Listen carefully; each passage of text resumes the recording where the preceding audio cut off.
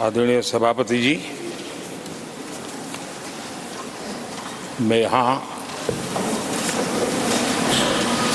आदरणीय राष्ट्रपति जी के अभिभाषण की चर्चा में भागीदार बनने के लिए उपस्थित हुआ हूँ और मैं आदरणीय राष्ट्रपति जी के भाषण को मेरी तरफ से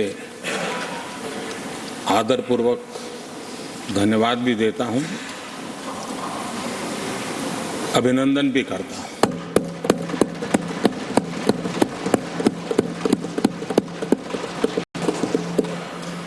आदरणीय सभापति जी, ये 75वां गणतंत्र दिवस ये अपने आप में एक महत्वपूर्ण माइलस्टोन है और उस समय संविधान की यात्रा के इस महत्वपूर्ण पड़ाव पर राष्ट्रपति जी का भाषण उसका एक ऐतिहासिक महत्व भी रहता है और उन्होंने अपने भाषण में भारत के आत्मविश्वास की बात कही है, भारत के उज्जवल भविष्य के प्रति विश्वास को प्रकट किया है और भारत के कोटि कोटि जनों का जो सामर्थ्य है उस सामर्थ्य को बहुत ही कम शब्दों में लेकिन बहुत ही शानदार तरीके से देश के सामने सदन के माध्यम से प्रस्तुत किया है। मैं राष्ट्रपति जी के इस प्रेरक उद्बोधन के लिए और राष्ट्र को दिशा निर्देश के लिए और एक प्रकार से विकसित भारत के संकल्प को सामर्थ्य देने के लिए हृदय से बहुत बहुत आभार व्यक्त करता हूं।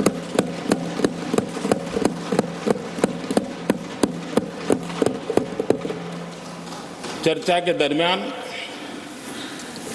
अनेक मान्य सदस्यों ने अपने विचार रखे और चर्चा को समृद्ध करने का अपने अपने तरीके से प्रयास भी किया। इस चर्चा को समृद्ध करने के प्रयास करने वाले सभी आदरणीय साथियों का भी मैं हृदय से आभार व्यक्त करता हूं, अभिनंदन करता हूं।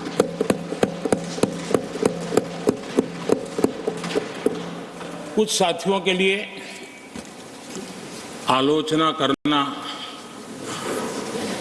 कड़वी बातें करना ये उनकी मजबूरी थी, उनके प्रति भी मैं संवेदनाएं प्रकट करता हूं।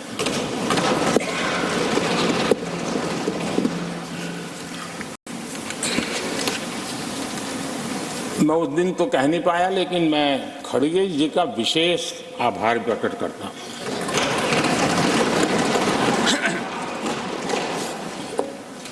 बहुत ध्यान से सुन रहा था खड़गे जी उस दिन में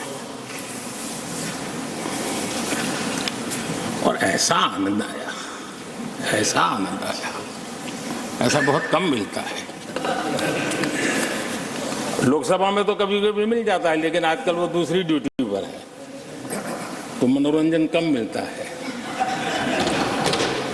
लेकिन लोकसभा में मनोरंजन की जो कमी हमें खल रही है उस दिन आपने पूरी कर दी।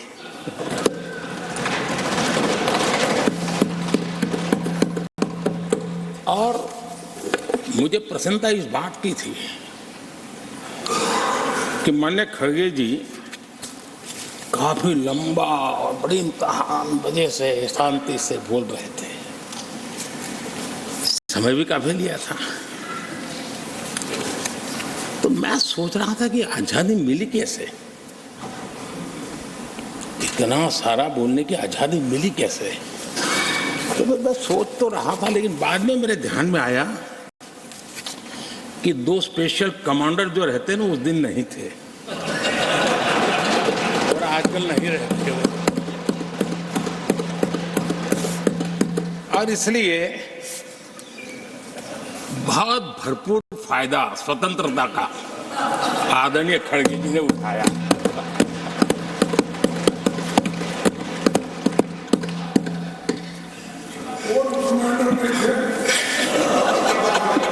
और मुझे लगता है कि उस दिन खड़गे जी ने सिनेमा का एक गाना सुना होगा, ऐसा मौका फिर कहां मिलेगा।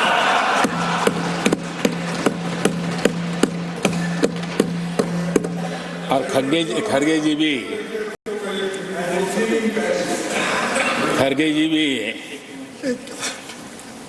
एम्पायर नहीं है, कमांडोज नहीं है, तो चौके छक्के मारने में मजा आ रहा था उनको। लेकिन एक बात खुशी की रही, उन्होंने जो 400 सीट एनडीए के लिए आशीर्वाद दिया है,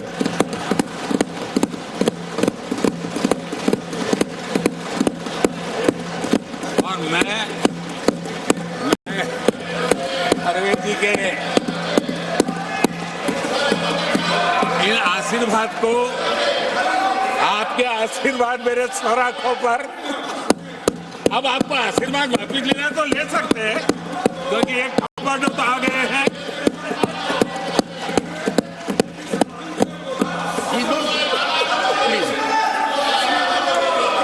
आदरणीय सभापति जी,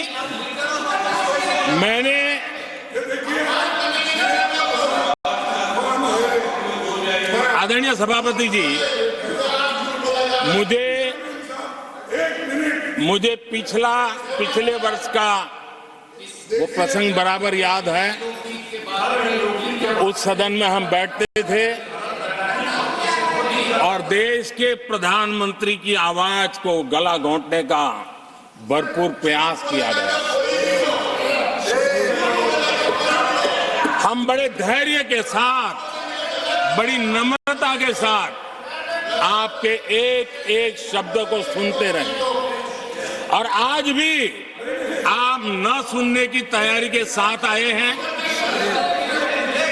आप न सुनने की तैयारी के साथ आए हैं, लेकिन मेरी आवाज को आप दबा नहीं सकते हैं।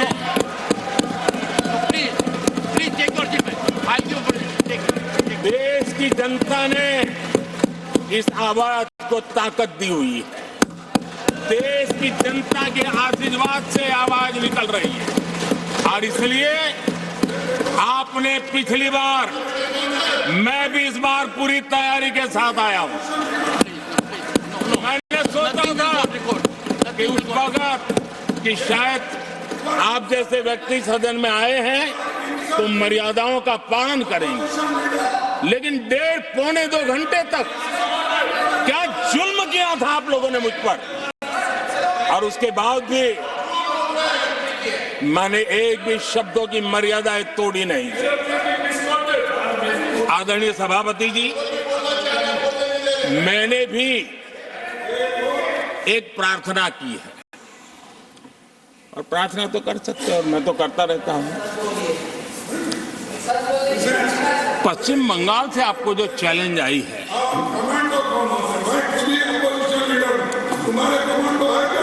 और पश्चिम बंगाल से चैलेंज आई है कि कांग्रेस 440 पार नहीं कर पाएगी, 40 पार नहीं कर पाएगी। मैं प्रार्थना करता हूं कि आप 40 बचा पाए।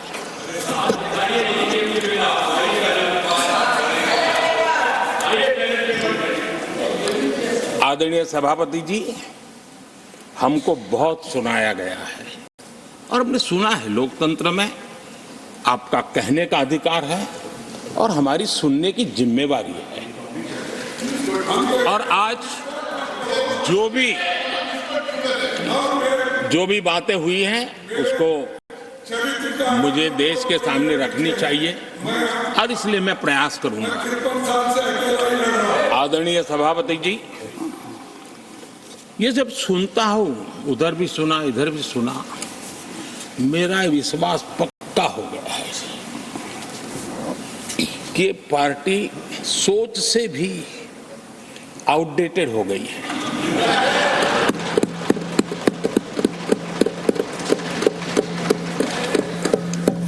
और जब सोच आउटडेटेड हो गई है तो उन्होंने अपना कामकाज भी आउटसोर्स कर दिया है। देखते ही देखते इतना बड़ा दल, इतने दशकों पर तक देश पर राज करने वाला दल, ऐसा पतन, ऐसी गिरावट, हमें खुशी नहीं हो रही है। हमारी आपके प्रति संवेदनाएं हैं, लेकिन डॉक्टर क्या करेगा जी, पेशेंट खुद। आगे क्या बोलूं?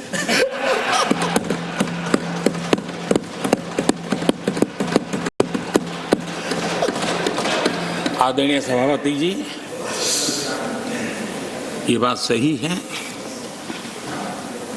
कि आज बहुत बड़ी बड़ी बातें होती हैं, सुनने की ताकत भी खो चुके हैं, लेकिन मैं तो देश के सामने बात रखने के लिए जरूर कहूंगा, जिस कांग्रेस ने सत्ता के लालच में सरेआम लोकतंत्र का गला घोंट दिया था, जिस कांग्रेस ने दर्जनों बार लोकतांत्रिक तरीके से चुन करके आई सरकारों को रातों रात भंग कर दी थी, बर्खास्त कर दिया, जिस कांग्रेस ने देश की संविधान लोकतंत्र की मर्यादाओं को जेल के सलाखों के पीछे बंद कर दिया था, जिस कांग्रेस ने अखबारों पर ताले लगाने तक की कोशिश की थी, आवाज, जो कांग्रेस देश को तोड़ने के नैरेटिव घटना का नया शौक उनको पैदा हुआ, इतना तोड़ा कम नहीं है, अब उत्तर दक्षिण को तोड़ने के लिए बयान दिए जा रहे हैं।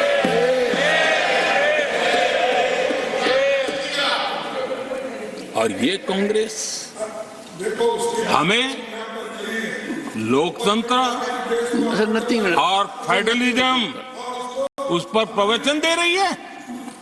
आदरणीय सभापति जी, जिस कांग्रेस ने नथिंग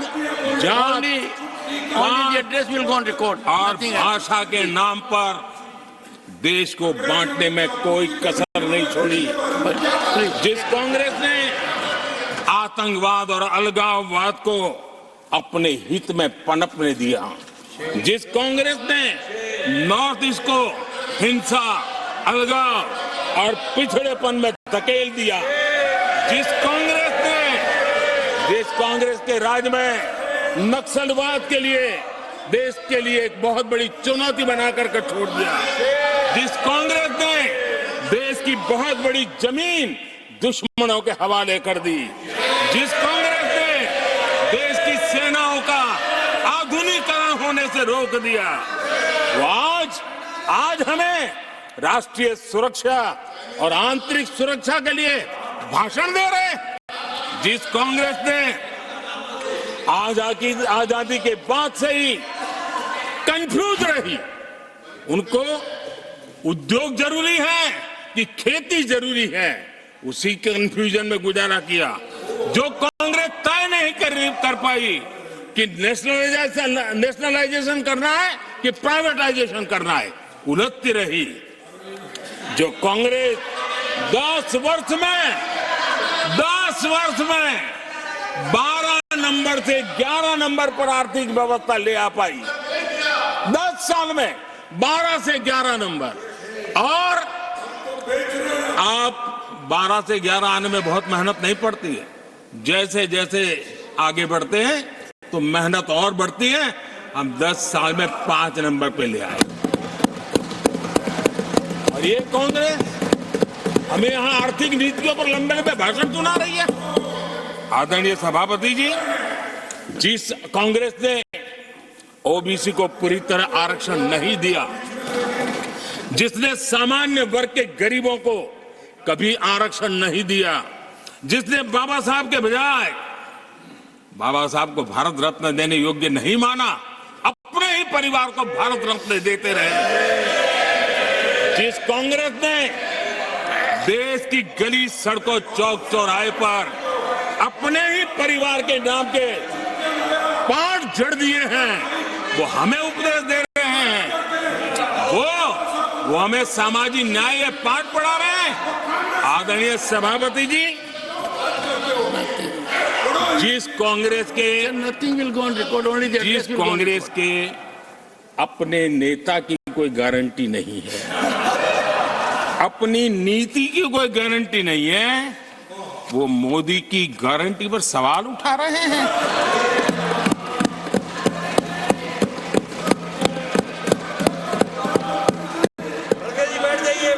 आदरणीय सभापति जी, आदरणीय सभापति जी, यहाँ एक शिकायत थी,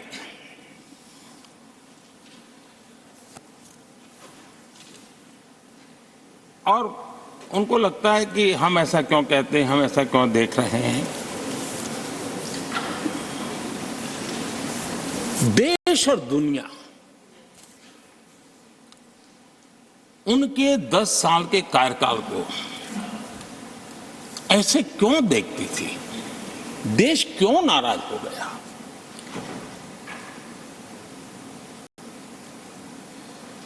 इतना गुस्सा देश को क्यों आया। आदरणीय सभापति जी, हमारे कहने से सब नहीं हुआ है, खुद के कर्मों के फल और अब तो सामने रहते हैं, वो कोई दूसरे जन्म में नहीं होते हैं, इसी जन्म में। आदरणीय सभापति जी, कुछ हम किसी को बुरा नहीं कहते, हमें क्यों कहना चाहिए। जब उन्हीं को लोगों ने बहुत कुछ कहा हो तो मुझे क्या कहने की जरूरत है। मैं एक वक्तव्य सदन के सामने रखना चाहता हूं। मैं पहला कोट पढ़ रहा हूं। सदस्यगण जानते हैं, ये कोटेशन है, सदस्यगण जानते हैं कि हमारी ग्रोथ धीमी हो गई है और फिस्कल डेफिसिट बढ़ गया है। महंगाई दर बीते 2 वर्षों से लगातार बढ़ रही है। करंट अकाउंट डेफिसिट हमारी उम्मीदों से कहीं अधिक हो चुका है। ये कोट मैंने पढ़ा, ये किसी भाजपा के नेता का कोट नहीं है, नहीं ये कोट मेरा है। आदरणीय सभापति जी, यूपीए सरकार के 10 साल पर तत्कालीन प्रधानमंत्री आदरणीय पीएम के रूप में रहे श्रीमान मनमोहन सिंह जी ने कहा था और खुद के कार्यकाल में कहा, ये हालत थी, उन्होंने वर्णन किया था। आदरणीय सभापति जी, अब मैं दूसरा कोट पढ़ता हूं, देश में व्यापक गुस्सा है, पब्लिक ऑफिस के मिसयूज को लेकर भारी गुस्सा है। इंस्टीट्यूशंस का मिसयूज कैसे होता था, ये उस समय ये भी मैंने नहीं करा, ये उस समय के प्रधानमंत्री पद पर डॉक्टर मनमोहन सिंह जी कह रहे थे। उस समय भ्रष्टाचार को लेकर पूरा देश सड़कों पर था, गली गली में आंदोलन चल रहे थे। अब मैं तीसरा कोट पढ़ूंगा।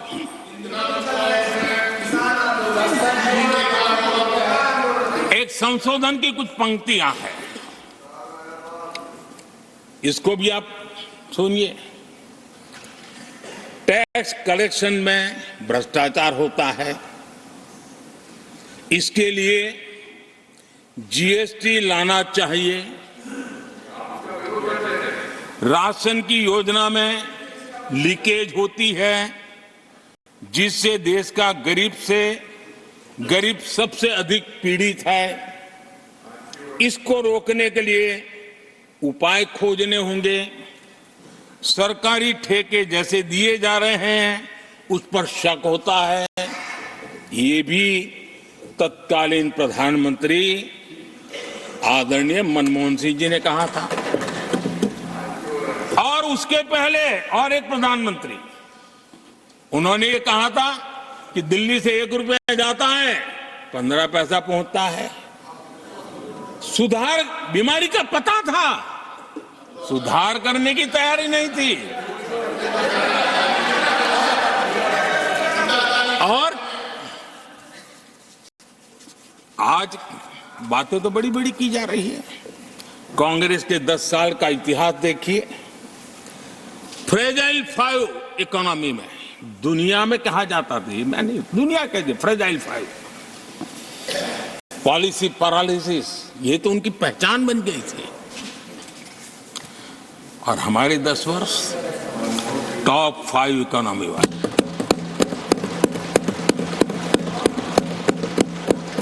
हमारे बड़े और निर्णायक फैसलों के लिए 10 साल याद किए जाए। आदरणीय सभापति जी, हम उस कठिन दौर से बहुत मेहनत करके, सोच समझ करके देश को संकटों से बाहर लाए हैं। ये देश ऐसे ही आशीर्वाद नहीं दे रहा है। आदरणीय सभापति जी, यहां सदन में अंग्रेजों को याद किया गया। Unbecoming conduct, please continue. No please please. आदरणीय सभापति जी, इस सदन में अंग्रेजों को याद किया गया।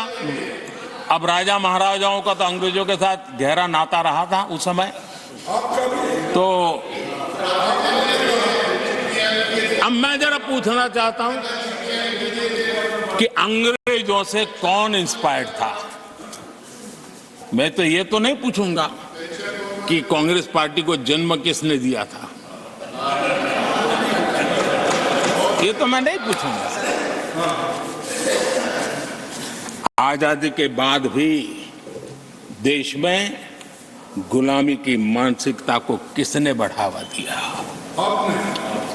अगर आप अंग्रेजों से प्रभावित नहीं थे तो अंग्रेजों की बनाई दंड संहिता, पिनल कोड, आपने क्यों नहीं बदली। आदरणीय सभापति जी, अगर आप अंग्रेजों से प्रभावित नहीं थे तो अंग्रेजों के जमाने के सैकड़ों कानून क्यों चलते रहे। आप अगर अंग्रेजों से प्रभावित नहीं थे तो लाल बत्ती कल्चर, ये लाल बत्ती कल्चर इतने दशकों बाद भी क्यों चलता। अगर आप अंग्रेजों से प्रभावित नहीं थे तो भारत का बजट शाम को 5 बजे इसलिए आता था क्योंकि ब्रिटिश पार्लियामेंट का सुबह शुरू होने का समय होता था। ये ब्रिटेन की पार्लियामेंट के समय के अनुकूल शाम 5 बजे बजट की परंपरा क्यों चलाए रखी थी आपने। कौन अंग्रेजों से इंस्पायर था। पर आप अंग्रेजों से प्रेरित नहीं थे तो हमारी सेनाओं के चिन्हों पर आज भी गुलामी के प्रतीक अब तक क्यों बने हुए थे। हम एक के बाद एक हटा रहे हैं। अगर आप अंग्रेजों से प्रेरित नहीं थे तो राजपथ को कर्तव्य पथ बनने के लिए मोदी का इंतजार क्यों करना पड़ा। आदरणीय सभापति जी, अगर आप अंग्रेजों से प्रभावित नहीं थे तो अंडमान और निकोबार इन द्वीप समूहों पर आज भी अंग्रेजी सत्ता के निशान क्यों लटके पड़े थे। आदरणीय सभापति जी, अगर आप अंग्रेजों से प्रभावित नहीं थे तो ये देश के सेना के जवान देश के लिए मन मिटते रहे, लेकिन देश के जवानों के सम्मान में एक वॉर मेमोरियल तक आप बना नहीं पाए थे। क्यों नहीं बनाया? अगर आप अंग्रेजों से इंस्पायर्ड नहीं थे, प्रभावित नहीं थे, तो भारतीय भाषाओं को हीन भावना से क्यों देखा? स्थानीय भाषा में पढ़ाई के प्रति आप लोगों की बेरुखी क्यों थी?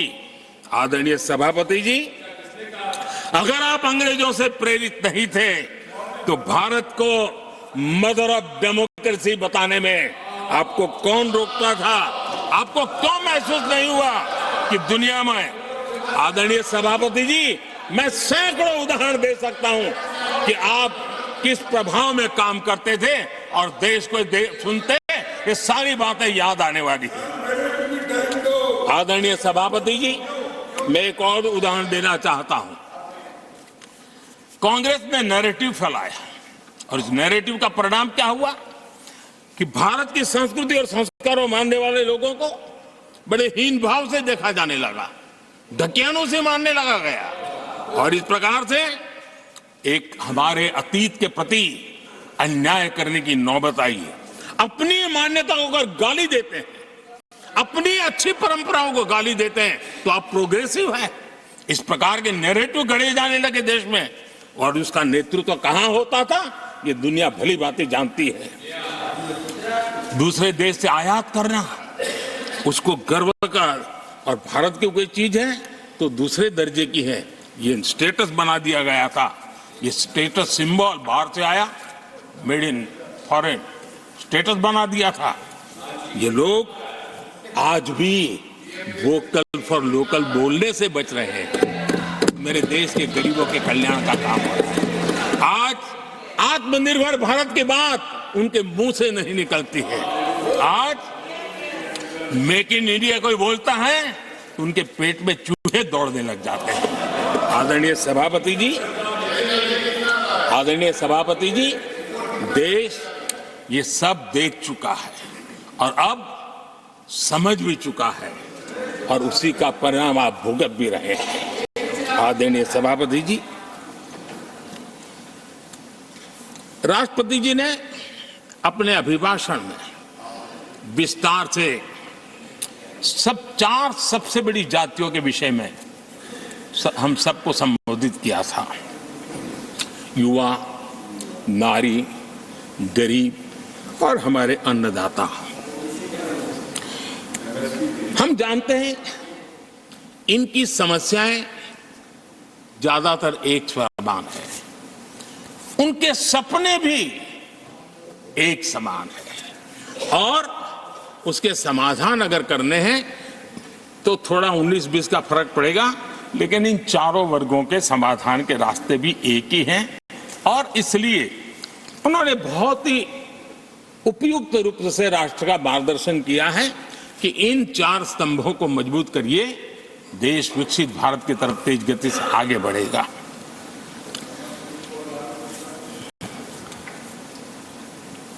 आदरणीय सभापति जी, अगर हम 21वीं सदी में हैं, हम विकसित भारत के सपने को इसी सदी में 2047 तक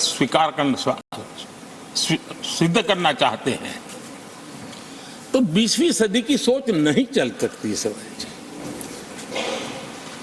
20वीं सदी का स्वार्थी एजेंडा, मैं और मेरा वाला जो खेल है ना, वो 21वीं सदी में देश को समृद्ध नहीं, विकसित भारत नहीं बना सकता है। कांग्रेस इन दिनों काफी बातें हो रही जाति की, फिर से एक बार क्यों जरूरत पड़ गई उनको मैं तो नहीं जानता हूं, लेकिन अगर उनको जरूरत पड़ी है तो पहले जरा अपने गरिबान में झांके, उनको पता चलेगा क्या किया है। दलित, पिछड़े और आदिवासी, कांग्रेस जन्मजात उनकी सबसे बड़ी विरोधी रही है।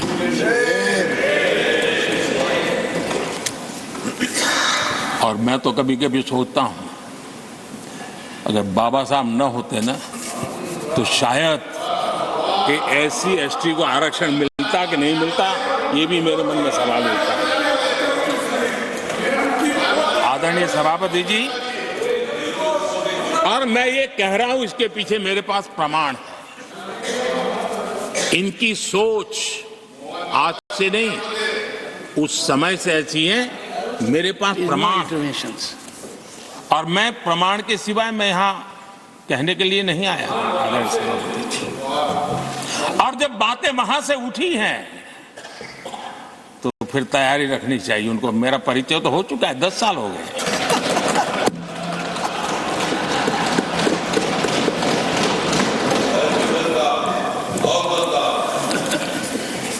एक बार, और मैं आदरपूर्वक नेहरू जी को इन दिनों ज्यादा याद करता हूं, क्योंकि हमारे साथियों की अपेक्षा रहती है कि जरा उनको तो बोलो, कुछ तो बोल रहे थे। अब देखिए, एक बार नेहरू जी ने एक चिट्ठी लिखी थी, और ये चिट्ठी मुख्यमंत्रियों को लिखी थी।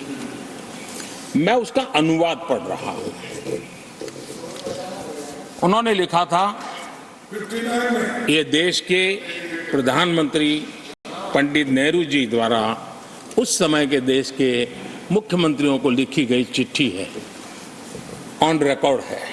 मैं अनुवाद पढ़ता हूं। मैं किसी भी आरक्षण को पसंद नहीं करता, और खासकर नौकरी में आरक्षण तो कतई नहीं। मैं ऐसे किसी भी कदम के खिलाफ हूं जो अकुशलता को बढ़ावा दे, जो दोयम दर्जे की तरफ ले जाए। ये पंडित नेहरू ने मुख्यमंत्रियों को लिखी हुई चिट्ठी है। और तब जाकर के मैं कहता हूं, ये जन्मजात इसके विरोधी है। नेहरू जी कहते थे, अगर एससी, एसटी, ओबीसी को नौकरियों में आरक्षण मिला तो सरकारी काम का स्तर गिर जाएगा। और आज जो आंकड़े गिनाते हैं ना कि इतने यहां है, इतने यहां है, उसका मूल यहां है, क्योंकि उस समय उन्होंने रोक दिया था, रिक्रूटमेंट ही मत करो। अगर उस समय सरकार में भर्ती हुई होती और वो प्रमोशन करते करते आगे बढ़ते तो आज यहां पर पहुंचते। सभापति जी, ये कोर्ट में पढ़ रहा हूं, आप वेरीफाई कर सकते हैं। मैं पंडित नेहरू का कोट पढ़ रहा हूं।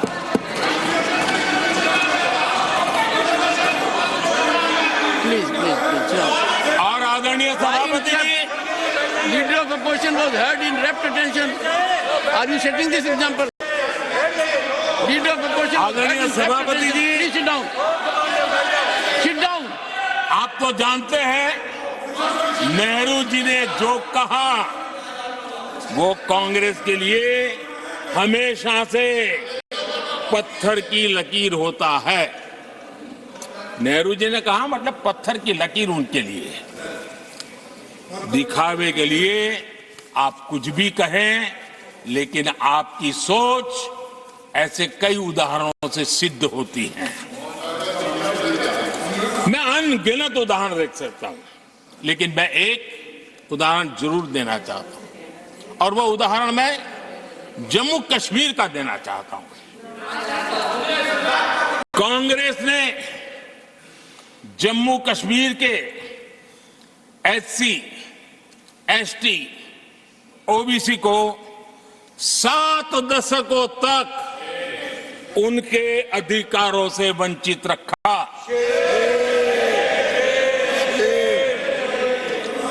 आर्टिकल 370 में हम कितनी जीतेंगे उसकी बात अभी नहीं कर रहा हूं। आर्टिकल 370 को निरस्त किया, तब जाकर के इतने दशकों के बाद एसटी, एसटी, ओबीसी को वो अधिकार मिले जो देश के लोगों को बरसों से मिले हुए थे उसको रोक के रखा था। जम्मू कश्मीर में फॉरेस्ट राइट्स एक्ट उनको प्राप्त नहीं था। जम्मू कश्मीर में प्रिवेंशन ऑफ एट्रोसिटी एक्ट नहीं था। ये हमने 370 हटाकर ये अधिकार उनको दिए। हमारे एससी समुदाय में भी सबसे पीछे पीड़ित कोई रहा तो हमारा वाल्मीकि समाज रहा, लेकिन हमारे वाल्मीकि परिवारों को भी 7 दशक के बाद भी जम्मू कश्मीर में रहे लोगों की सेवा करते रहे, लेकिन डोमिसाइल का अधिकार नहीं दिया गया। ये है। और मैं आज देश को भी अवगत करना चाहता हूं कि स्थानीय निकायों में, लोकल सेल्फ गवर्नमेंट्स में ओबीसी के आरक्षण का विधेयक भी कल 6 फरवरी को लोकसभा में भी पारित।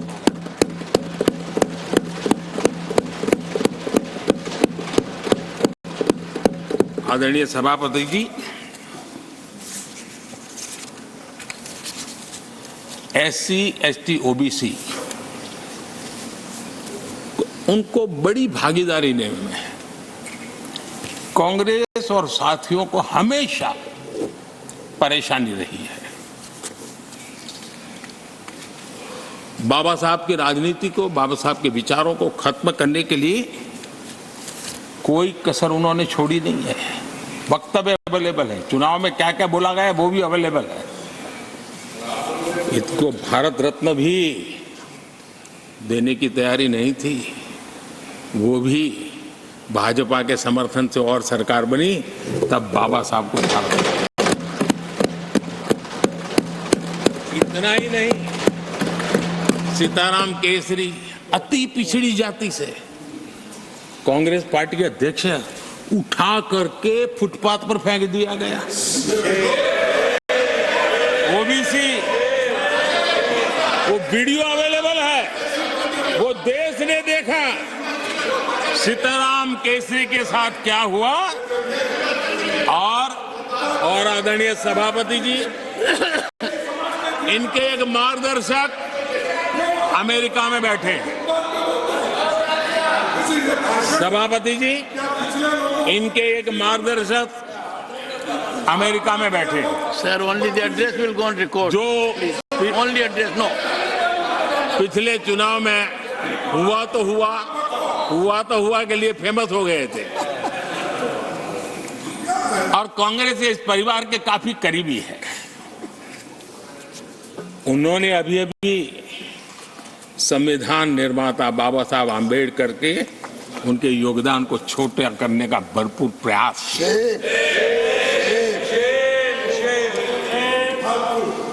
आदरणीय सभापति जी, देश में पहली बार एनडीए ने एक आदिवासी बेटी को राष्ट्रपति बनाने के लिए प्रस्ताव, उनको उम्मीदवार बनाया। आपका हमसे वैचारिक विरोध हो वो एक बात है, अगर हमसे वैचारिक विरोध होता, आपने सामने कैंडिडेट खड़ा किया होता, मैं समझ सकता था, लेकिन वैचारिक विरोध नहीं था। क्यों? क्योंकि हमारे यहां से गया हुआ व्यक्ति आपने उम्मीदवार बनाया, इसलिए वैचारिक विरोध नहीं था। आपका विरोध एक आदिवासी बेटी के लिए था और इसलिए आपने, और ये जब सांगमा जी चुनाव लड़ रहे, वो भी एक आदिवासी दौड़ दी, उनके साथ भी यही किया गया था।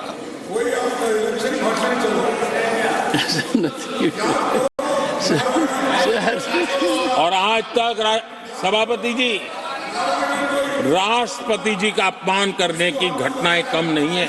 पहली बार इस देश में हुआ है। उनके जिम्मेवार लोगों के मुंह से ऐसी ऐसी बातें निकली है, शर्म से माथा झुक जाए। राष्ट्रपति के लिए ऐसी भाषा बोली गई है, मन में जो कसक पड़ी है ना, वो कहीं न कहीं इस प्रकार से निकलते रहती है। एनडीए के अंदर हमने 10 साल काम करने का मौका मिला। हमने पहले दलित को और अब आदिवासी को, हमने हमेशा हमारी प्राथमिकता क्या है सब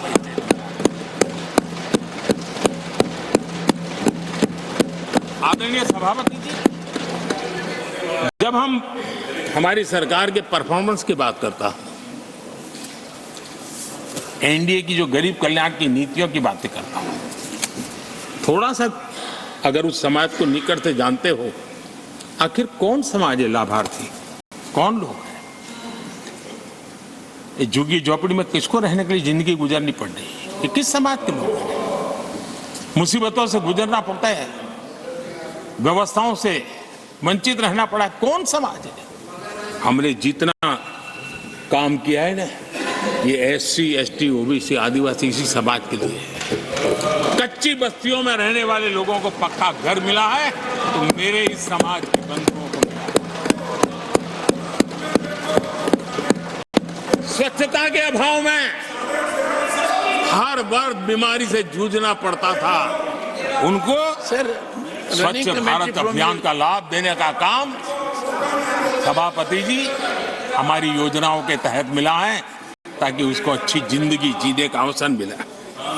इसी परिवारों के हमारी माताएं बहनें धुएं से खाना पका पका करके अपनी स्वास्थ्य के संकट को झेल रही थी। हमने उनको उज्ज्वला गैस दिया, वो इन्हीं परिवारों को। मुफ्त राशन हो, मुफ्त इलाज हो, इसके लाभार्थी यही मेरे परिवार हैं, जो समाज के इस वर्ग के मेरे परिवारजन हैं, जिनके लिए हमारी सारी योजनाएं काम कर रही है।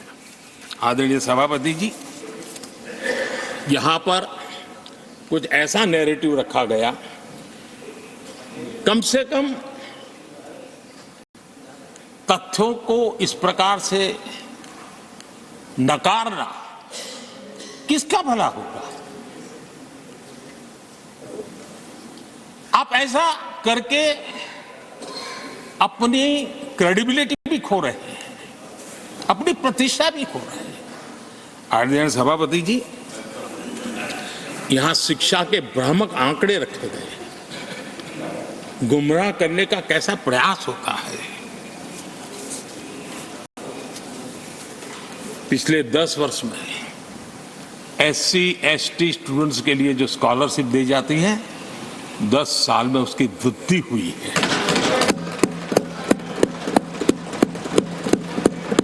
इन 10 वर्षों में स्कूलों में, हायर एजुकेशन में नामांकन की संख्या भी बहुत बढ़ी है और ड्रॉप आउट बहुत तेजी से कम हुआ। आदरणीय सभापति जी, 10 साल पहले 120 एकलव्य मॉडल स्कूल थे। आदरणीय सभापति जी, आज 400 एकलव्य मॉडल।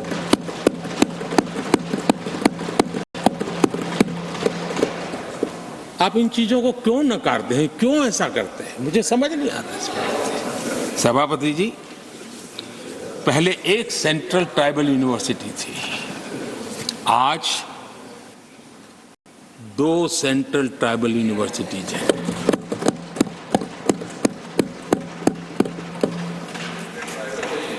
आदरणीय सभापति जी, ये भी सच्चाई है कि लंबे अरसे तक दलित, पिछड़े, आदिवासी बेटे बेटियां कॉलेजों का दरवाजा तक नहीं देख पाते थे।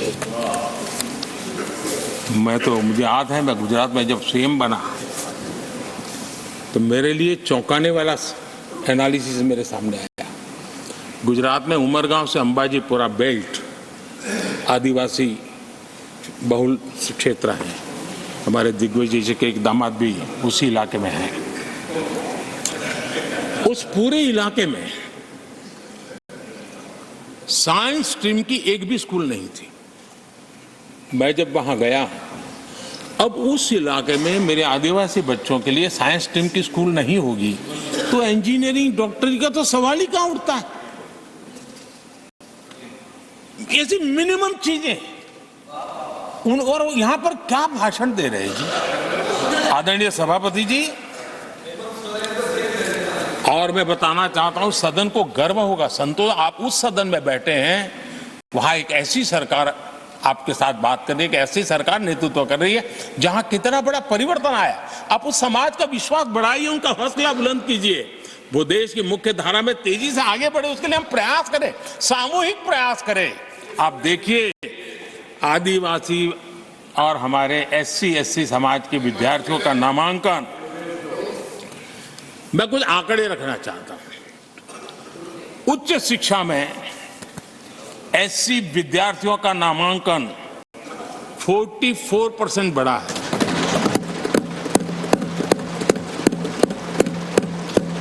उच्च शिक्षा में एसटी विद्यार्थियों का नामांकन 65% बढ़ा है।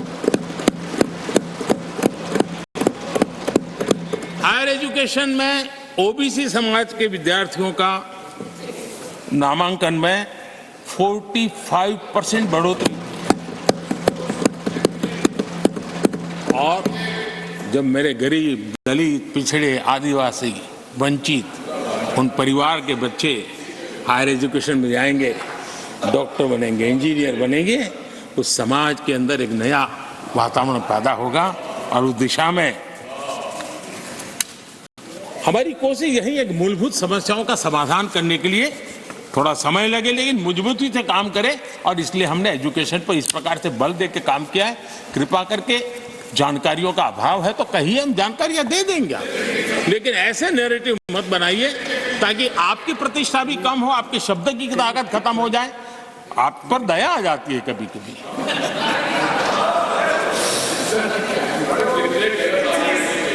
आदरणीय सभापति जी, सबका साथ सबका विकास ये नारा नहीं है, ये मोदी की गारंटी है।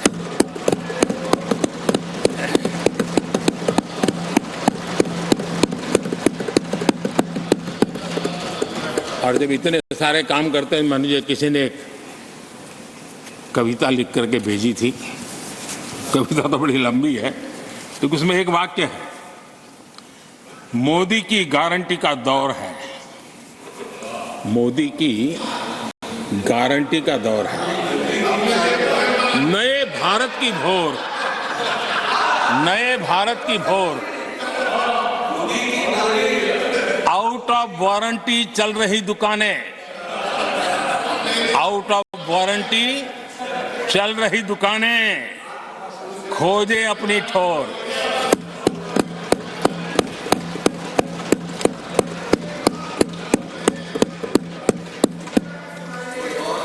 आदरणीय सभापति जी,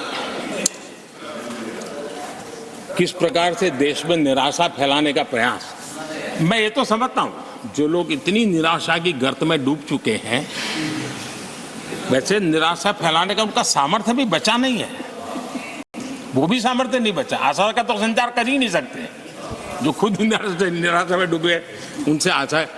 लेकिन देश में हर जगह जहां बैठो वहां निराशा निराशा निराशा फैलाने का जो खेल चल रहा है और सच्चाई को नकार करके हो रहा है, वो न खुद का भला कर पाएंगे न देश का भला कर पाएंगे।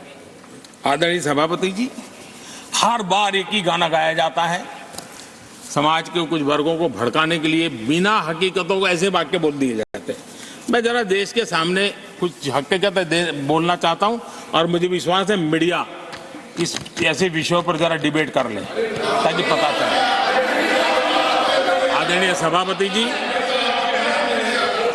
यहां पर सरकारी कंपनियों को लेकर हम पर भांति भांति के आरोप लगे, क्या क्या आरोप लगाए जा रहे हैं, सिर पैर माथा कुछ नहीं, बस लगाते चलो। अब देखिए, देश को याद है मारुति के शेयर का क्या खेल चल रहा था। उस जमाने में हेडलाइन बना करती थी, मारुति शेयर का क्या चल रहा है। मैं उसकी गहराई में नहीं जाना चाहता हूं, वरना उनको वहां तक पानी पहुंचेगा कि शायद यहाँ पर करंट लग जाएगा, इसलिए मैं वहां तक जाना नहीं चाहता। आदरणीय सभापति जी, आदरणीय सभापति जी, देश को जानना जरूरी है। आदरणीय सभापति जी, मैं तो आजाद भारत में पैदा हुआ हूं, मेरे विचार भी आजाद हैं और मेरे सपने भी आजाद हैं। तो गुलामी की मानसिकता को जीने वाले हैं, उसके बाद और कोई चीजें नहीं है, वही पुराने कागज लेकर के घूमते रहते हैं। आदरणीय सभापति जी, कांग्रेस ने कहा कि हमने पीएसयू बेच दिए, पीएसयू डुबो दिए, बाती बाती की बातें यहां सुन और वरिष्ठ लोगों के मुंह से सुन रहा था। याद कीजिए, बीएसएनएल, एमटीएनएल को बर्बाद करने वाले कौन थे? वो कौन सा कालखंड था जब बीएसएनएल, एमटीएनएल बर्बाद हो चुके? जरा याद कीजिए, एचएएल, उसकी दुर्दशा क्या करके रखी थी, बर्बादी, और जाकर के गेट पर भाषण देकर के 2019 का चुनाव लड़ने का एजेंडा तय होता था एचएएल के नाम पर। जिन्होंने एचएएल को तबाह कर दिया था, वो एचएएल के गेट पर जाकर के भाषण झाड़ रहे थे। आदरणीय सभापति जी, एयर इंडिया को किसने तबाह कर दिया, किसने बर्बाद कर दिया? ये हालत कौन लाया था? कांग्रेस पार्टी और यूपीए, ये 10 साल की उनकी बर्बादी से मुंह नहीं मोड़ सकते। देश भली भांति जानता है। और अब मैं हमारे कार्यकाल के जरा सफलता की बात बताना चाहता हूं। आदरणीय सभापति जी, आज जिस बीएसएनएल को आपने तबाह करके छोड़ा था ना, वो बीएसएनएल आज made in India 4G, 5G उस तरफ आगे बढ़ रहा है और दुनिया का ध्यान आकर्षित कर रहा है। आदरणीय सभापति जी, एचएएल के लिए इतने भ्रम फैलाए, आज रिकॉर्ड मैन्युफैक्चरिंग एचएएल की कर रहा है, रिकॉर्ड रेवेन्यू जनरेट कर रहा है एचएएल, जिसको लेकर के इतने जो होले चलाए। और कर्नाटका में एशिया की सबसे बड़ी हेलीकॉप्टर बनाने वाली कंपनी एचएएल बन गई। कहां छोड़ा था, कहां जाके लगाया, हमने पहुंचाया। आदरणीय सभापति जी, एक कमांडो जहां नहीं है, एलआईसी को लेकर भी पता नहीं कैसे कैसे बड़े विद्वत्तापूर्ण बयान देते थे। एलआईसी का ऐसा हो गया, एलआईसी का वैसा हो गया, एलआईसी का यूं हो गया। जितनी गलत बातें एलआईसी को ले बोलनी चाहिए बोली, और तरीका यही है, किसी को बर्बाद करने, अफवाह फैलाओ, झूठ फैलाओ, भ्रम फैलाओ। और टेक्निक वही है, गांवों में किसी का बड़ा बंगलो हो, लेने का मन करता हो, लेकिन हाथ ना लगता हो, तो फिर हवा फैला देते, ये भूतिया बंगला है, यहां जो जाता है ऐसी हवा फैला देते, कोई लेता नहीं, फिर कोई करके लपक लेते। एलआईसी, एलआईसी क्या क्या चलाया। आदरणीय सभापति जी, मैं सीना तान करके सुनाना चाहता हूं, आंखें ऊंची करके सुनाना चाहता हूं, आज एलआईसी के शेयर रिकॉर्ड स्तर पर ट्रेड हो रहे हैं। क्यों? आदरणीय सभापति जी, अब प्रचार किया जा रहा है, पीएसयू बंद हो गए, पीएसयू बंद हो गए। अब उनको तो याद भी नहीं होगा क्या है, बस किसी ने पकड़ा दिया, बोलो बोलो। 2014 में देश में 234 पीएसयू थे, 234। 2000 उनके यूपीए के 10 साल के कालखंड में। अब 14 में जब उन्होंने छोड़ा 234 आज 254 है। 234 से आज 254 है। अब भाई कोई कौन सा अरिथमेटिक वो जानते हैं, बेच दिए, अब बेचने के बाद 250 हो गया। क्या क्या कर रहे हो आप लोग? आदरणीय सभापति जी, आज अधिकतर पीएसयू रिकॉर्ड रिटर्न दे रहे हैं और इन्वेस्टर्स का भरोसा पीएसयू की तरफ बढ़ रहा है। जो छोटा सा भी शेयर बाजार जानते हैं, इनको समझ आता है, नहीं समझता है तो किसी को पूछो। आप सभापति जी देखिए, बीएसई पीएसयू इंडेक्स में बीते 1 वर्ष के दौरान लगभग 2 गुनी उछाल हुई है। आदरणीय सभापति जी, 10 साल पहले यानी 2014 4 से 14 के बीच की बात करता हूं,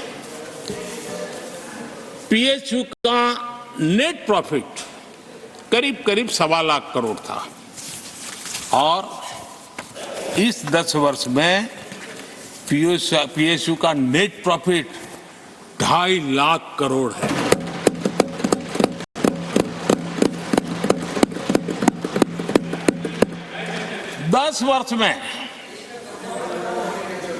हमारे 10 वर्ष में पीएसयू की नेट वर्थ 9.5 लाख करोड़ से बढ़कर के 17 लाख करोड़ हो गई है।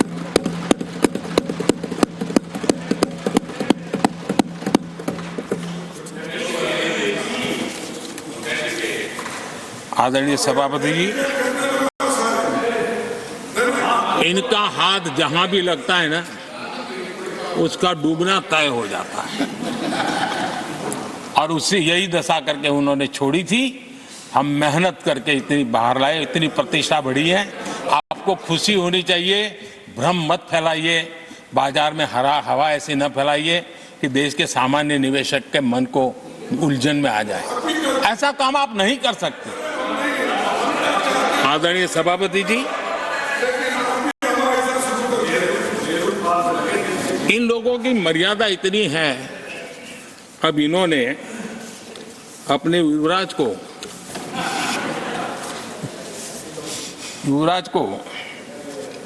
एक स्टार्टअप बना करके दिया है। अभी वो नॉन स्टार्टर है।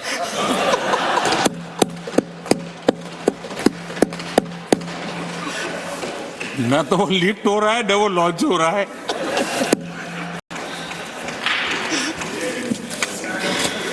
आदरणीय सभापति जी,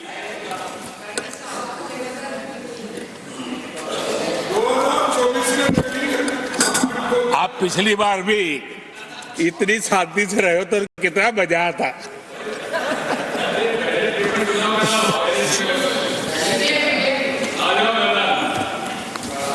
आदरणीय राष्ट्रपति जी, आदरणीय सभापति जी,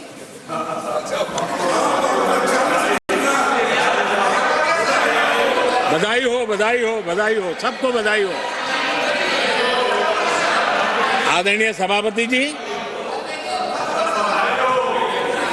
मेरा सौभाग्य रहा कि मुझे लंबे समय तक एक राज्य के मुख्यमंत्री के नाते देश की और जनता की सेवा करने का अवसर मिला और इसलिए मैं रीजनल एस्पिरेशंस को बहुत भली भांति समझता हूँ, क्योंकि मैं उस प्रोसेस से निकला हूँ। जैसे हमारे यहाँ दिग्विजय जी, उनको भली भांति सहज समझ आता है भी एक राज्य के लिए क्या होता है। हम लोग उसी दुनिया से निकल करके आए हैं, तो हमें अनुभव है, पता है। शरद राव जी को है, तो ऐसे कुछ लोग हैं यहाँ जिनको ये सारी चीज़ों का पता है। देवगढ़ा साहब है, तो इन लोगों के इन सारी चीज़ों का पता है, तो हम इसका महात्मा ही समझते हैं। हमें कोई किताबों में नहीं पढ़ना पड़ता है, हम अनुभव कर करके आए हैं। और ये भी सच्चाई है साहब, 10 साल यूपीए की पूरी शक्ति गुजरात को क्या कुछ न करने में लगी हुई थी, आप कल्पना नहीं कर सकते। लेकिन मैं आंसू नहीं बहाता, मैं रोने की मेरी आदत नहीं है जी। लेकिन तब भी उतने संकटों के बावजूद भी, उतने जुल्म के बाद भी, हर प्रकार की मुसीबतों को झेलते हुए भी, मेरी तो मुसीबत ऐसी थी कि यहाँ किसी मिनिस्टर से मुझे अपॉइंटमेंट नहीं मिलती थी। वो कहते थे भाई आप जानते हो मेरी तो दोस्ती है, मैं फोन पे बात कर लूंगा, लेकिन कहीं फोटो वोटो निकल गए, ये डर रहता था। यहाँ मंत्रियों का डर ऐसा था। अब खैर उनकी मुसीबतें मैं समझ सकता हूं। मेरे यहाँ एक बार बहुत प्राकृतिक आपदा आई, मैंने उस समय प्रधानमंत्री जी को बड़ा रिक्वेस्ट किया कि आप आइए, एक बार जरा देख लीजिए। उनका कार्यक्रम बना, फिर साहब एक एडवाइजरी कमेटी बनी थी ना, शायद वहां से हुक्म आया, तो कोई हेलीकॉप्टर से हवाई निरीक्षण करे वो तो मैं समझ सकता हूं। साहब वो कार्यक्रम बदल करके साउथ में किस राज्य में गए तो मुझे याद नहीं रहा आज, और बोले हम हवाई जहाज से ऊपर से देख लेंगे, हम गुजरात में नहीं आएंगे। मैं सूरत पहुंचा हुआ था, वो आने वाले थे, मैं जानता हूं आखिर में क्या हुआ होगा। तो आप कल्पना कर सकते हैं साहब, प्राकृतिक आपदा में भी मैंने ऐसी मुसीबतों को झेला है, लेकिन उसके बावजूद भी उस समय भी मेरा मंत्र था, आज भी मेरा मंत्र है कि देश के विकास के लिए राज्य का विकास, भारत के विकास के लिए गुजरात का विकास, और हम सबको इसी रास्ते पर चलना चाहिए। हम राज्यों का विकास से ही राष्ट्र का विकास कर पाएंगे। इस पे कोई विवाद नहीं हो सकता है, कोई विवाद नहीं हो सकता है। और मैं आपको विश्वास देता हूं सभापति जी, राज्य अगर एक कदम चलता है तो 2 कदम चलने की ताकत देने के लिए मर रहा है।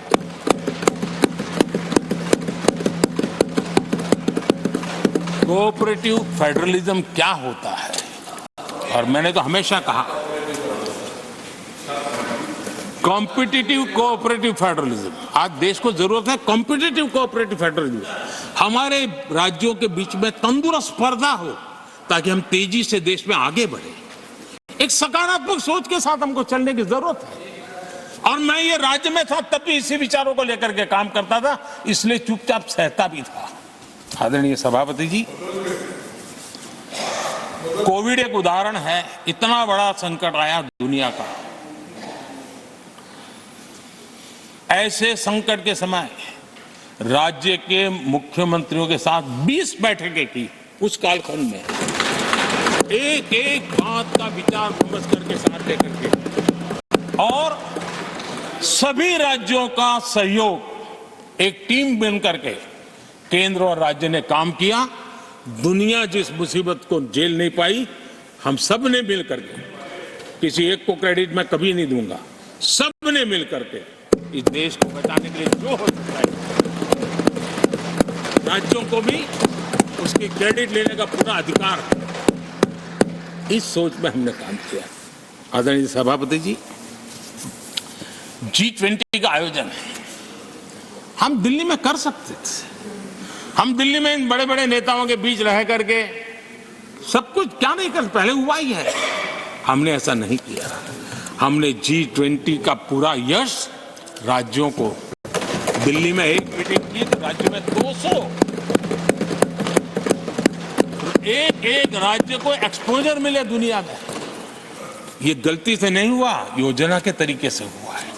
मेरे लिए किसकी सरकार है इसके आधार पर मैं देश नहीं चलाता।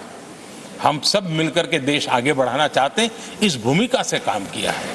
आदरणीय सभापति, हमारे देश में विदेश के मेहमान आते थे तो मेरे आने के बाद आ रहे था, थोड़ा पहले भी आते थे। आज विदेशी मेहमान आते हैं तो मेरा आग्रह रहता है कि आपको एक दिन किसी राज्य में जाना चाहिए। मैं उनको लेते के जाता हूं राज्यों में, ताकि उनको पता चले कि मेरा देश यानी दिल्ली नहीं है, मेरा देश चेन्नई में भी है, मेरा देश बेंगलुरु में भी है, मेरा देश हैदराबाद में भी है, मेरा देश पुरी में भी है, भुवनेश्वर में भी है, मेरा देश कलकत्ता में भी है, मेरा देश गुवाहाटी में भी है। पूरे दुनिया को मेरे देश के हर कोने का एक्सपोजर मिले, इसके लिए हम कोशिश करते हैं। वहां की सरकार का सहयोग असहयोग इसके तराजू पर नहीं तोलते हैं। एक ईमानदारी से इस देश के भविष्य के लिए पूरे विश्व मेरे भारत को जाने, इसके लिए हम इस प्रयास करते हैं। और मैं अभी भी 26 जनवरी को इतना बड़ा काम रहता है, सबको मालूम है। उसके बाद भी मैं 25 तारीख को फ्रांस के राष्ट्रपति को राजस्थान की गलियों में घुमा रहा था। मैं दुनिया को पता चले कि मेरा राजस्थान ऐसा।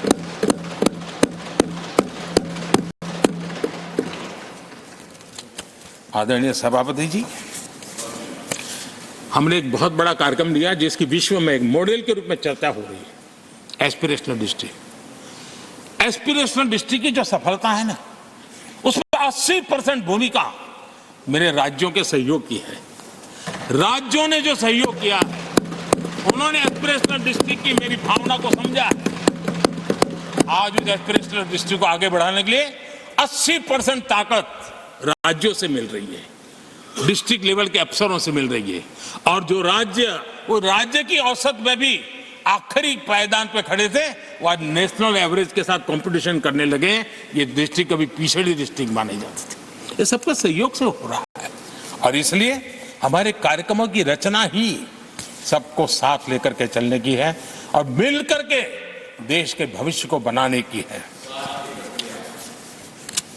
आज देश का हर कोना, हर परिवार विकास के फल प्राप्त करे, ये हम सबका दायित्व है और हम उसी दिशा में जाना चाहते हैं। हम हर राज्य को उसका पूरा हक भी देना चाहते हैं। लेकिन मैं आज एक अहम मुद्दे पर मेरी पीड़ा व्यक्त करना चाहूंगा। आदरणीय सभापति जी, एक राष्ट्र हमारे लिए सिर्फ जमीन का टुकड़ा नहीं है, हम सब के लिए एक इकाई ऐसी है जो प्रेरणा देने वाली इकाई है। जैसे शरीर होता है, शरीर में जैसे अंगांगी भाव होता है, अगर पैर में कांटा लगे तो पैर ये नहीं कहता है, हाथ कभी नहीं सोचता है कि मुझे क्या, पैर को कांटा लगा है, पैर पैर का काम करेगा। पल भर में हाथ पैर के पास पहुंच जाता है, कांटा निकालता है। कांटा पैर को लगता है, आंख ये नहीं कहती कि आंसू मैं क्यों बहाऊं, आंसू आंख से निकलते हैं। हिंदुस्तान के किसी भी कोने में दर्द हो तो पीड़ा सबको होनी चाहिए। अगर देश का एक कोना, अगर शरीर का एक अंग अगर काम नहीं करता है तो पूरा शरीर अपंग माना जाता है। शरीर जिस प्रकार से, अगर देश का भी कोई कोना, देश का कोई क्षेत्र विकास से वंचित रह जाएगा तो देश विकसित नहीं हो सकता है। और इसलिए हमें भारत को एक अंगांगी भाव से देखना होना चाहिए, उसको टुकड़ों में नहीं देखना चाहिए। जिस प्रकार से हिंदी और भाषा बोली जा रही है, देश को तोड़ने के लिए, राजनीतिक स्वार्थ के लिए नए नैरेटिव गढ़े जा रहे हैं। एक पूरी सरकार मैदान में उतर करके भाषा गढ़ रही है। इससे बड़ा देश का दुर्भाग्य क्या हो सकता है? आप मुझे बताइए, झारखंड का कोई आदिवासी बच्चा अगर ओलंपिक के खेल के अंदर जाकर के मेडल लेकर आएगा तो क्या हम ये सोचते हैं कि तो झारखंड का बच्चा है? पूरा देश कहता है हमारा देश है। जब एक झारखंड का बच्चे में प्रतिभा देखते हैं और देश हजारों करोड़ रुपया, हजारों लाखों रुपया खर्च करके उसको अच्छे कोचिंग के लिए दुनिया के किसी देश में भेजता है, तो हम ये सोचेंगे कि खर्चा झारखंड के लिए हो रहा है, क्या देश के लिए नहीं हो रहा है? हम क्या करने लगे हैं, क्या भाषा बोलने लगे? इस देश का गौरव, हमारे यहाँ वैक्सीन, देश के करोड़ों लोगों को वैक्सीन का, हम ये कहेंगे वैक्सीन तो उस कोने में बनी थी इसलिए हक उनका है, देश को नहीं मिल सकती? कैसा सोच सकते हैं? क्या वैक्सीन उस शहर में बनी थी इसलिए देश के और भागों को इसका लाभ नहीं मिलेगा? ये सोचेंगे क्या? क्या सोच बन गई है? और एक राष्ट्रीय दल के अंदर से ऐसे विचार है, ये बहुत बहुत दुखद की बात है। मैं पूछना चाहता हूं आदरणीय सभापति जी, क्या अगर हिमालय कल कहना शुरू कर दें, हिमालय कल बोलना शुरू कर दें कि नदियां मेरे यहां से बहती हैं, मैं तुम्हें पानी नहीं दे दूंगा, पानी का अधिकार मेरा है, देश का क्या होगा? देश कहां जाकर के रुकेगा? अगर जिन राज्यों में कोयला है वो कह दे कोयला नहीं मिलेगा, ये हमारी संपत्ति है, जाओ तुम अंधेरे में गुजारा करो, देश कैसे चलेगा? आदरणीय सभापति जी, ऑक्सीजन कोविड के समय हमारे यहां ऑक्सीजन की संभावनाएं पूर्वी कार्य में जो उद्योग है उसके देश के पूरे देश को ऑक्सीजन की जरूरत थी। अगर उस समय पूरब के लोग कह करके बैठ जाते ऑक्सीजन को हम नहीं दे सकते, हमारे लोगों की जरूरत है, देश को कुछ नहीं मिलेगा, क्या होता देश का? उन्होंने संकट झेल करके भी देश को ऑक्सीजन पहुंचाया। देश के अंदर ये भाव तोड़ने का क्या प्रयास हो रहा है? क्या इस प्रकार से देश को हमारा टैक्स, हमारे मनी किस भाषा में बोला जा रहा है? ये देश के भविष्य के लिए नया खतरा पैदा करने वाली है।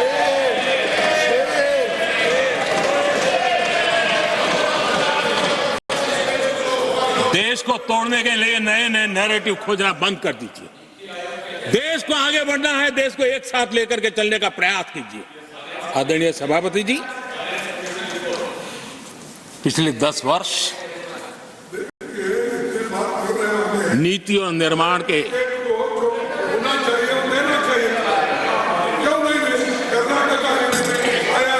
आदरणीय सभापति जी, आदरणीय सभापति जी, Nothing will go on record.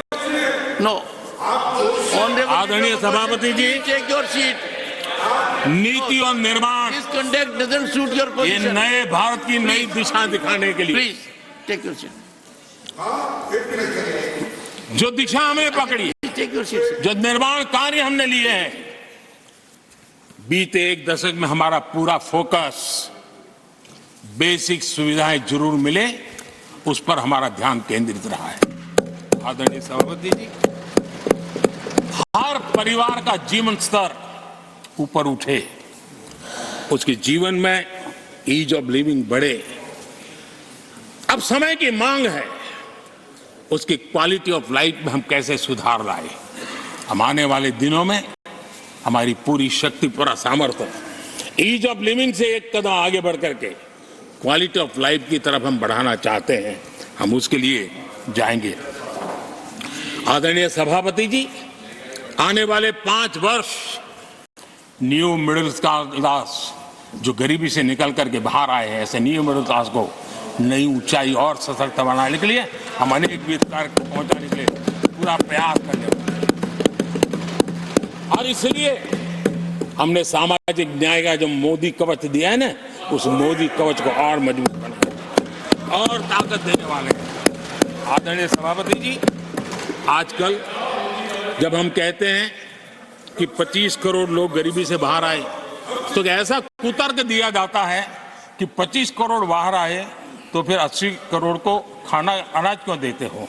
आदरणीय सभापति जी, हम जानते हैं कोई बीमार व्यक्ति हॉस्पिटल से बाहर आ जाए ना, तो भी डॉक्टर कहता है कुछ दिन इसको ऐसे ऐसे संभालिए, खाने में परहेजी रखिए, ढिकना करिए, फलाना करिए, ये कहना क्यों?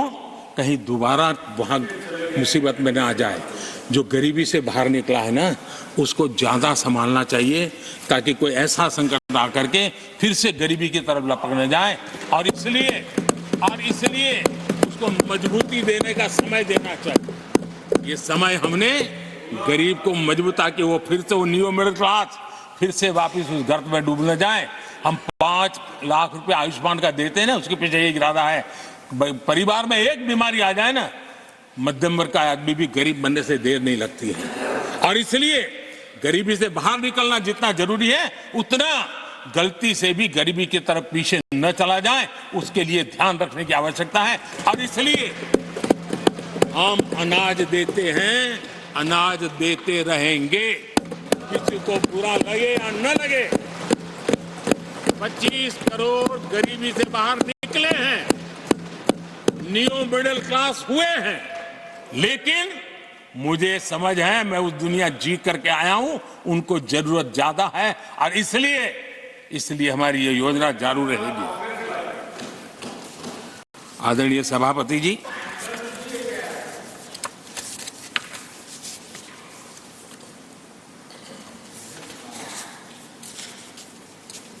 देश जानता है आदरणीय सभापति जी, और इसीलिए मैंने गारंटी दी है।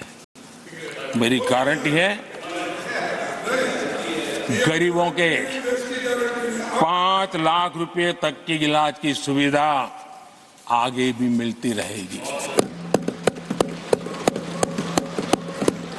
मेरी गारंटी है, मोदी की गारंटी है, 80% डिस्काउंट से जो दवाइयां मिल रही हैं, जिसका लाभ मध्यम वर्ग गरीब को मिल रहा है, वो मिलता रहेगा। आदरणीय सभापति जी, मोदी की गारंटी है कि किसानों को जो सम्मान निधि मिल रही है, वो सम्मान निधि चालू रहेगी ताकि विकास की यात्रा में वो ताकत के साथ जुड़ जाए। आदरणीय सभापति जी, गरीबों को पक्के घर देने का मेरा अभियान है। अगर परिवार बड़ा होता है, नया परिवार बनता है, पक्के घर देने का मेरा कार्यक्रम जारी रहेगा। नल से जल योजना मेरा पक्का इरादा है और मेरा पक्की गारंटी है कि नल से जल, हम नए शौचालय बनाने की जरूरत पड़ेगी, मेरा पक्की गारंटी है, जारी रखेंगे। ये काम सारे तेजी से चलेंगे क्योंकि विकास का जो रास्ता, विकास की जो दिशा हमने पकड़ी है, इसको हम किसी भी हालत में जरा भी धीमी नहीं होने देना चाहते। आदरणीय सभापति जी, हमारी सरकार का तीसरा टर्म दूर नहीं है।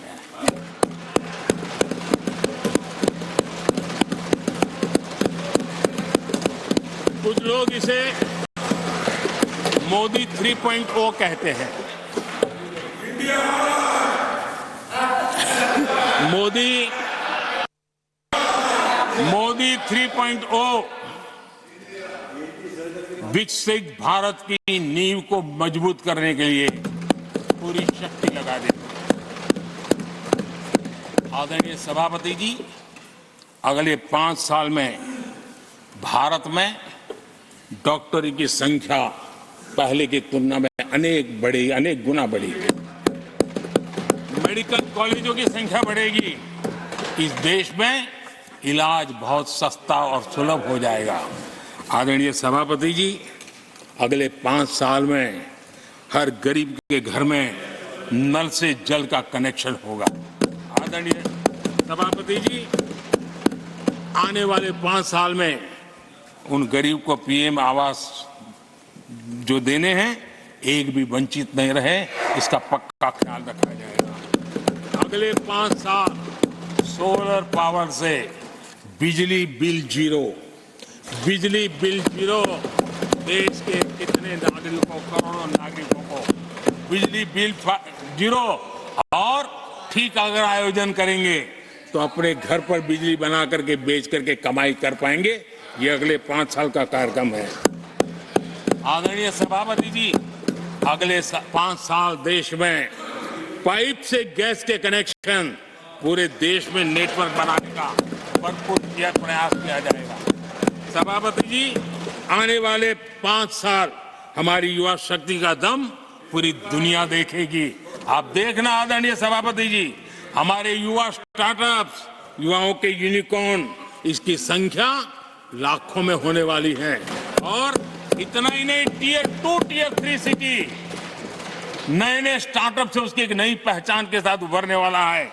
ये मैं 5 साल का चित्र मेरे सामने देख रहा हूं। आदरणीय सभापति जी, रिसर्च फंडिंग, उसकी वृद्धि का प्रभाव आप देखना। पिछले 7 दशक में जितने पेटेंट नहीं हुए हैं, उतने रिकॉर्ड पेटेंट फाइल होने का दिन आने वाले 5 साल में मैं देख रहा हूं। आदरणीय सभापति जी, आज मेरे मध्यम वर्ग के लाखों बच्चे विदेशों में पढ़ने के लिए चले जाते हैं। मैं वो स्थिति लाना चाहता हूं कि मेरे बच्चों के लाखों रुपए बच जाएं, मेरे देश के मध्यम वर्ग के सपने पूरे हो, बेस्ट यूनिवर्सिटी मेरे देश में हो, उच्चतम शिक्षा उनको मेरे देश में मिले और मेरे बच्चों का, उनके परिवार का पैसा बचे। इसलिए मैं कह रहा, आदरणीय सभापति जी, आने वाले 5 साल आप देख रहा, कोई भी इंटरनेशनल खेल की कंपटीशन ऐसी नहीं होगी जिसमें भारत का झंडे हर जगह बढ़ना था। मैं देखने वाला हूं 5 साल खेल जगत के अंदर दुनिया में भारत के युवा की शक्ति की पहचान दन है। आदरणीय सभापति जी, आने वाले 5 साल में भारत का पब्लिक ट्रांसपोर्ट पूरी तरह ट्रांसफॉर्म होने वाला है। अगले 5 साल में गरीब और मिडिल क्लास को तेल और शानदार यात्रा की सुविधाएं बहुत आसानी से मिलने वाली है, तेज मिलने वाली है, पूरी ताकत से व्यवस्था होने वाली है। अगले 5 साल में देश बुलेट ट्रेन भी देखेगा और देश वंदे भारत ट्रेन का विस्तार भी देखेगा। आदरणीय सभापति जी, अगले 5 साल में आत्मनिर्भर भारत का अभियान नई ऊंचाई पर होगा। देश हर क्षेत्र में आत्मनिर्भर होता नजर आएगा। आदरणीय सभापति जी, आने वाले 5 साल में मेड इन इंडिया सेमीकंडक्टर दुनिया में हमारी गूंज होगी। इलेक्ट्रॉनिक हर गुड्स में वो चीप होगी जिसमें किसी न किसी भारतीय का पसीना होगा। आदरणीय साहब, दुनिया के इलेक्ट्रिक बाजार में, इलेक्ट्रॉनिक बाजार में एक नई गति का सामर्थ्य आने वाले 5 साल में देश देखेगा। आदरणीय सभापति जी, आज देश लाखों करोड़ रुपए का तेल इंपोर्ट करता है। अपनी ऊर्जा जरूरतों के लिए हम ज्यादा से ज्यादा आत्मनिर्भर बनने की दिशा में काम करेंगे और मुझे विश्वास है हम ऊर्जा जरूरतों पर जो डिपेंडेंसी है वो कम करने में सफल होंगे। इसे इतना ही नहीं, आदरणीय सभापति जी, ग्रीन हाइड्रोजन अभियान हम दुनिया के बाजार को लालायित करने की दिशा में आगे बढ़ रहे हैं।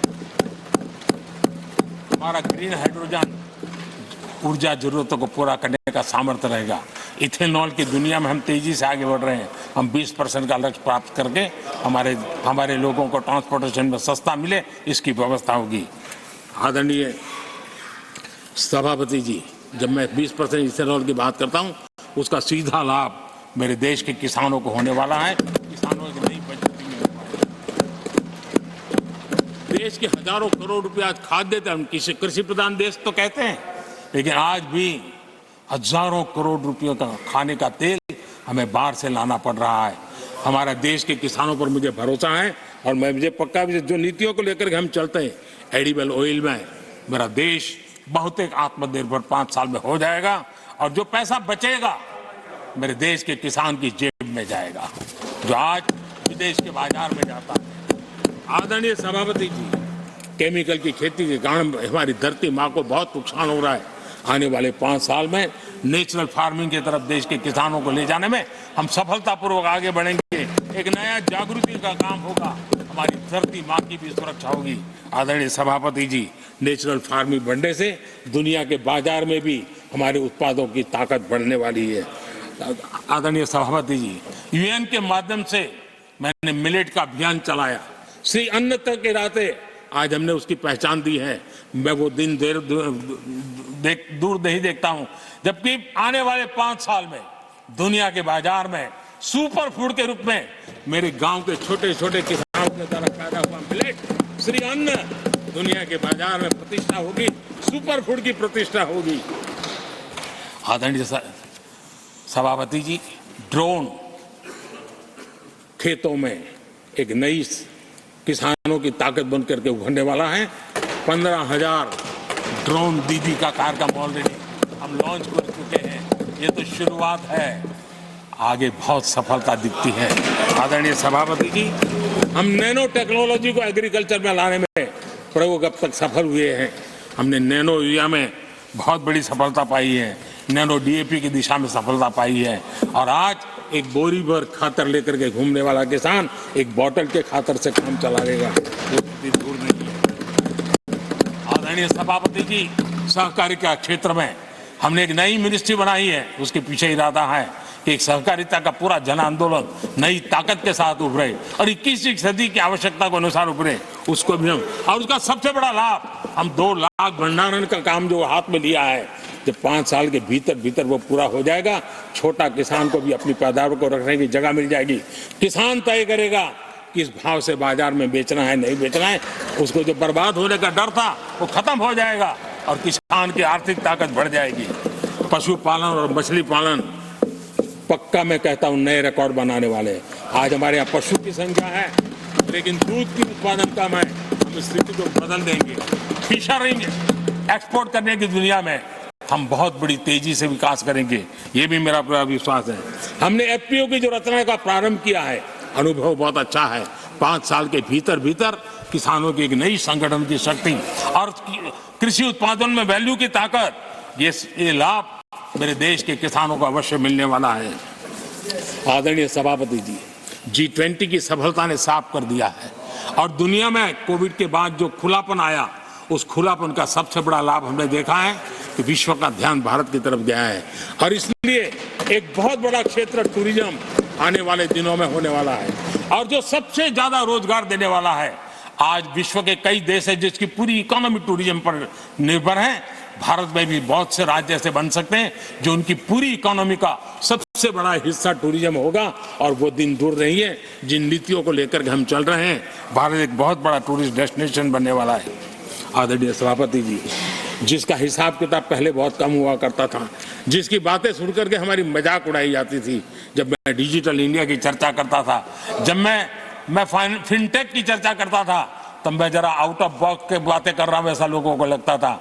आउटडेटेड सोच वालों के लिए सामर्थ्य का अभाव था। लेकिन मैं पूरा विश्वास से कहता हूं आदरणीय सभापति जी, आने वाले 5 वर्ष डिजिटल इकोनॉमी की दुनिया में भारत का डंका बजने वाला है।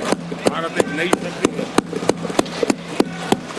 और डिजिटल व्यवस्थाएं भारत के सामर्थ्य को बढ़ाने वाली है।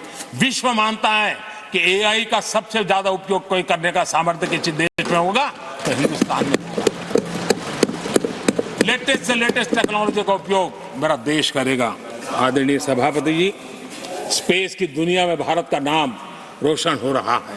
हमारे वैज्ञानिकों का पराक्रम नजर आने वाला और आने वाले 5 साल का जो कार्यक्रम है ना, मैं आज उसको शब्दों में बयान नहीं करना चाहता हूं, लेकिन विश्व को अचंभित करने की दिशा में हमारे वैज्ञानिक स्पेस की दुनिया में भारत को ले जाएंगे, ये मेरा पक्का विश्वास है।